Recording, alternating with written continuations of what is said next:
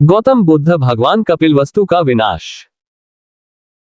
कपिलवस्तु के शाक्य सूर्यवंशी क्षत्रिय थे। उनकी अपनी एक प्रतिष्ठा व मर्यादा थी। अपनी मर्यादा व शुद्धता को सुरक्षित रखने के लिए शाक्य से गोत्रीय विवाह को महत्व देते थे। शाक्य कुल शुद्ध व क्षत्रियों में श्रेष्ठ है, इनका उन्हें घमंड व गर्व था। कोसल के राजा प्रसेनजित पसेंदीक शाक्य वंश से संबंध जोड़कर सदैव के लिए गौरवान्वित होना चाहते थे। इसलिए उन्होंने एक बार कपिलवस्तु के शाक्य राजा के पास अपने दूत को भेजकर विवाह का प्रस्ताव किया। शाक्यों के शाक्य परिषद में इस पर विचार विमर्श किया गया। विचारोपरांत राजा प्रसेनजित को अपनी कन्या न देने का निर्णय लिया गया, परंतु उस समय कपिलवस्तु गणराज्य राजा प्रसेनजित के अधीन था। इसका ध्यान रखकर व अन्य विवादों से बचने के लिए यह सुझाव आया कि राजा शुद्धोधन के भतीजे महानाम शाक्य की पुत्री, जो नागमुंडा नामक दासी की पुत्री थी, का विवाह राजा प्रसेनजित के साथ कर दिया जाए। इस कन्या का नाम वासव क्षत्रिय था, जो अत्यंत सुंदर व रूपवती थी। इसका विवाह राजा प्रसेनजित से कर दिया गया। सब क्षत्रिय के रूप सुंदरता को देखकर राजा प्रसेनजित उस पर मोहित हो गया और उसे अपनी पटरानी बना लिया। वासव क्षत्रिय ने एक पुत्र को जन्म दिया, जिसका नाम विद्रूप रखा गया, जो बाद में राजा प्रसेनजित का उत्तराधिकारी बना। एक बार राजकुमार विद्रूप अपने ननिहाल कपिलवस्तु आया। शाक्यों ने उसका यथोचित आवभगत किया। राजकुमार के रहने की व्यवस्था शाक्य परिषद भवन में की गई थी। कपिलवस्तु से लौटते समय जब विद्रूप श्रावस्ती की ओर वापस जा रहा था तो उसके एक अंगरक्षक का अस्त्र शाक्य परिषद भवन छूट गया था। इसलिए वह कपिलवस्तु वापस लौटकर जब अस्त्र को लेने शाक्य परिषद भवन पहुंचा तो देखा कि भवन को दासियों द्वारा धुलवाया जा रहा था। काम करने वाली दासियां विद्रूप की माता को दासी पुत्री कहकर कोस रही थीं। अंगरक्षक सैनिक ने वापस आकर राजकुमार विद्रूप को सारी बातें बताई, जिसे सुनकर राजकुमार बहुत लज्जित हुआ और खुद को अपमानित महसूस किया। राजकुमार के मन में शाक्यों व राजा प्रसेनजित के प्रति भयंकर प्रतिशोध की भावना जागृत हो गई। उसने अपने मन में ठान लिया कि वह शाक्य कुल के घमंड का मर्दन अवश्य करेगा। राजा प्रसेनजित को जब इस घटना की जानकारी हुई तो वह भी क्रोधित हुए, परंतु तथागत बुद्ध के प्रभाव के कारण उनका क्रोध शांत हो गया। महाराज प्रसेनजित जब बुजुर्ग हो गए तो राजकुमार विद्रूप उन्हें गद्दी से हटाकर स्वयं कोसल का राजा बन गया। शाक्यों से अपने अपमान का बदला लेने के लिए उचित अवसर ढूंढने लगा। कई बार वह शाक्यों पर आक्रमण करने के लिए कपिलवस्तु की ओर आया, परंतु तथागत बुद्ध के समझाने बुझाने पर वापस लौट गत बुद्ध की आयु लगभग 80 वर्ष की हो गई तो उनका शरीर कमजोर व जर्जर हो गया।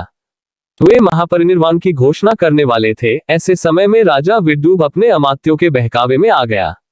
वह शाक्यों से बदला लेने के लिए भारी सेना लेकर कपिलवस्तु आया। शाक्य प्रमुख को संदेश भेजा कि शाक्य परिषद अपने द्वारा किए गए कुकृत्यों हेतु क्षमायाचना करे, किंतु शाक्यों को अपने कुल व शक्ति पर बड़ा घमंड था। उन्होंने झुकना व क्षमायाचना मांगना अस्वीकार कर दिया।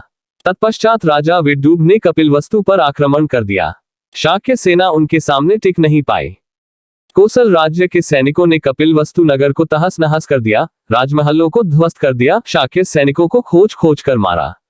शाक्य परिवार के बचे सदस्य इधर उधर जान बचाकर भाग गए। राजा विद्रूप के इस आक्रमण से शाक्य गणराज्य छिन्न भिन्न हो गया। शाक्यों को पराजित करने के उपरांत भी राजा विद्रूप ने शाक्य गणराज्य को अपने कोसल राज्य में नहीं मिलाया। कपिलवस्तु के नष्ट हो जाने तथा देवदह कोलीय गणराज्य में कारण कपिलवस्तु के शाक्यों की स्थिति अत्यंत दयनीय हो गई थी। कपिलवस्तु का शीघ्र पुनर्निर्माण करना संभव नहीं था। ऐसी स्थिति में विवश होकर शाक्य लोग इधर उधर चले गए और अपने अपने अलग राज्यों की स्थापना करती। कुछ शाक्य परिवार बेधज्जा नगर को गए, जहां शाक्य बंद का सैनिक प्रशिक्षण केंद्र था। कपिलवस्तु से वेधज्जा की दूरी लगभग 20 की थी। वेधज्जा में शाक्य लोग धनुर्विद्या व अन्य युद्ध कलाओं का प्रशिक्षण लेते थे। यह नगर विकसित था। यहाँ एक विशाल अम्रवन व बहुमंजिला भवन भी था, जिसे अम्रवन प्रासाद कहा जाता था। यहाँ तथागत बुद्ध ने विहार करके धम्मोपदेश भी दिया था। शाक्यों ने बेधज्जा को अपनी नई राजधानी बनाया। शाक्य अपनी नई राजधानी का विकास करते गए, वहीं पुरानी राजधानी कपिलवस्तु वीरान व उजाड़ होती गई। परंतु शाक्यों ने कपिलवस्तु की गरिमा को कम नहीं होने दिया।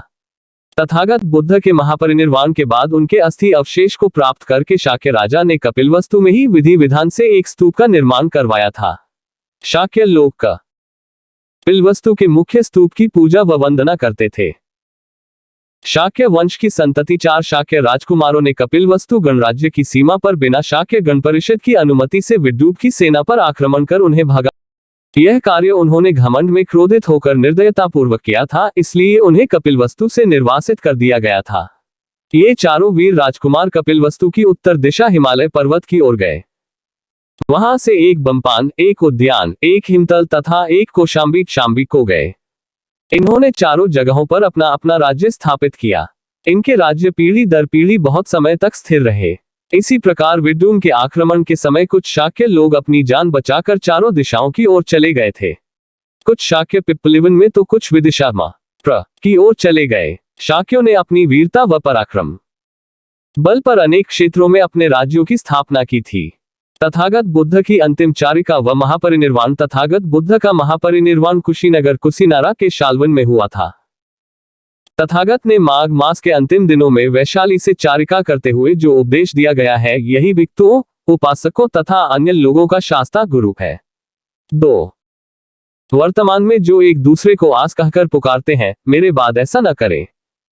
उपसंपदा और प्रज्ञा में अधिक दिन के भिक्षु अपने कम समय के भिक्षु को नाम से या गोत्र से अथवा आस कहकर पुकारें। कम समय के प्रति भिक्षु अपने से अधिक समय के बुद्ध भिक्षु को मते, आयुष्यो या आयुष्मान कहकर संबोधित करें। 3. मेरे बाद छंद भिक्षुओं को ब्रह्मदंड देना चाहिए। ऐसे भिक्षुओं को न उपदेश देना चाहिए और अनुशासन 4. इच्छा होने पर संघ मेरे बाद छोटे छोटे भिक्षु नियमों को छोड़ सकते हैं। समयानुकूल धम्मानुसार परिवर्तन भी कर सकते।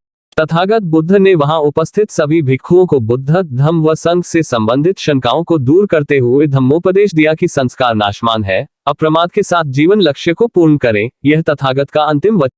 कुशीनगर की इस पवित्र स्थली में संसार के सद्गुरु महान उपदेशक ने संसार के लोगों को 45 वर्षों तक अपने आदर्श कल्याणकारी, शांतिदायक, सुगम, मध्यमार्गी सद्मार्ग का उपदेश देते हुए अपनी लीला समाप्त किया।